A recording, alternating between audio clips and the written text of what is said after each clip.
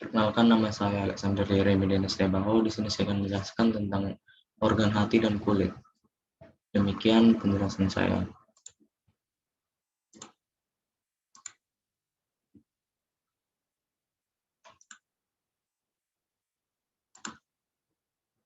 Pengertian hati. Hati merupakan salah satu organ yang perannya sangat vital dalam tubuh manusia.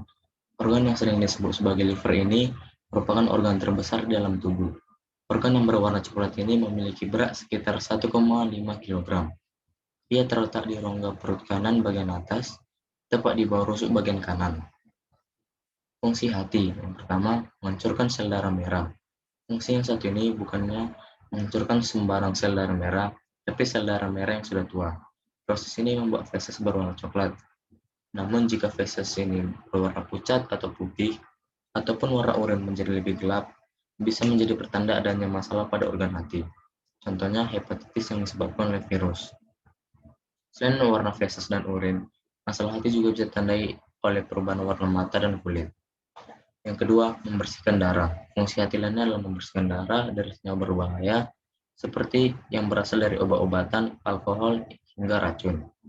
Yang ketiga, memproduksi protein. Organ yang satu ini bertanggung jawab untuk memproduksi protein seperti albumin yang berfungsi menjaga cairan dalam sistem sirkulasi tubuh. Protein yang berperan sebagai faktor pembekuan darah dan sistem kekebalan tubuh juga dihasilkan oleh hati. 4. Metabolisme protein. Hati juga berperan dalam membantu metabolisme protein dengan mengubah amonia menjadi urea yang dikeluarkan bersama urin oleh ginjal. 5. Penyimpanan nutrisi. Hati juga berperan dalam proses penyimpanan nutrisi tubuh, misalnya zat besi, vitamin A, B12, D, dan K, serta asam folat. 5. Cairan empedu dan energi. Organ ini berperan memproduksi cairan empedu yang bertugas membantu dalam proses pencernaan makanan. Samping itu, hati juga menyimpan energi untuk tubuh dalam bentuk glikogen dan mengubahnya menjadi glukosa ketika glukosa darah rendah. Yang keenam, trigliserida dan hormon. Organ terbesar ini bertanggung jawab atas produksi kolesterol dan trigliserida serta protein pembawanya agar dapat dialirkan dalam darah. Hanya itu, hati juga berfungsi untuk memproduksi hormon pertumbuhan anak-anak. Proses kerja hati. Hati berperan dalam proses ekskresi. Hati dapat menghasilkan empedu. Cairan empedu berasal dari sel darah merah yang telah mati. Setelah 120 hari, sel darah merah terpisah dari hemoglobin yang terjadi di hati, tepatnya di sel histiosit yang dihasilkan empedu. Kelainan dan penyakit. Yang pertama, penyakit kuning. Yang kedua, kolestasis. Yang ketiga, sirosis. Keempat, hepatitis A. 5. Hepatitis B. 6. Hepatitis C. 7. Perlemakan hati atau fatty liver. Dan ke-8, kanker hati. Sekarang saya akan menjelaskan organ kulit. Pengertian kulit. Kulit adalah lapisan luar yang menutupi tubuh sebuah vertebrata. Struktur kulit. Yang pertama, epidermis. Epidermis atau kutikel tersusun atas lapisan tanduk atau lapisan korneum dan lapisan Malpighi. Lapisan korneum merupakan lapisan kulit mati yang dapat mengelupas dan digantikan oleh sel-sel baru. Lapisan Malpighi terdiri atas lapisan spinosum dan lapisan germinativum. Lapisan spinosum berfungsi menahan gesekan dari luar. Lapisan germinativum mengandung sel-sel yang aktif, membelah diri, menggantikan lapisan sel-sel pada lapisan korneum. Lapisan Malpighi mengandung pigmen melanin yang memberi warna pada kulit. Lapisan Malpighi juga berfungsi sebagai pelindung dari bahaya sinar matahari, terutama sinar ultraviolet. Stratum corneum atau lapisan tanduk, lapisan kulit yang paling luar yang terdiri dari sel gepeng yang mati. Tidak berhenti protoplasmanya berubah menjadi keratin atau zat tanduk. Terdiri atas beberapa lapisan sel yang disebut stratum, yakni stratum corneum, stratum lucidum, terletak di bawah lapisan korneum. 3. Stratum granulosum, merupakan 2 atau 3 lapis sel gepeng dengan sitoplasma berbutir kasar dan terdapat inti di antaranya.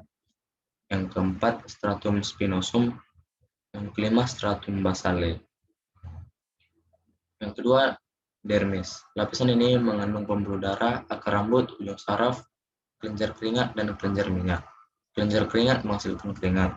Banyaknya keringat yang dikeluarkan dapat mencapai 2000 ml setiap hari, tergantung pada kebutuhan tubuh dan pengaturan suhu. Keringat mengandung air, garam, dan udara. Fungsinya sebagai alat ekskresi adalah sebagai organ penerima rangsangan, pelindung terhadap kerusakan fisik, penyinaran, dan bibit penyakit, serta untuk pengaturan suhu tubuh. Pada suhu lingkaran tinggi atau panas, kelenjar keringat menjadi aktif dan pembuluh kapiler di kulit melebar. Melebarnya pembuluh kapiler akan memudahkan proses pembuangan air dan sistem metabolisme. Aktifnya kelenjar keringat mengakibatkan keluarnya keringat ke permukaan kulit dengan cara penguapan. Penguapan mengakibatkan suhu di permukaan kulit turun sehingga kita tidak merasakan panas lagi.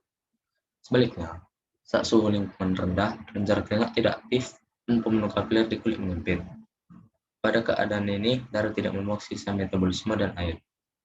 Akibatnya, penguapan sangat berkurang sehingga suhu tubuh tetap dan tubuh tidak mengalami kedinginan.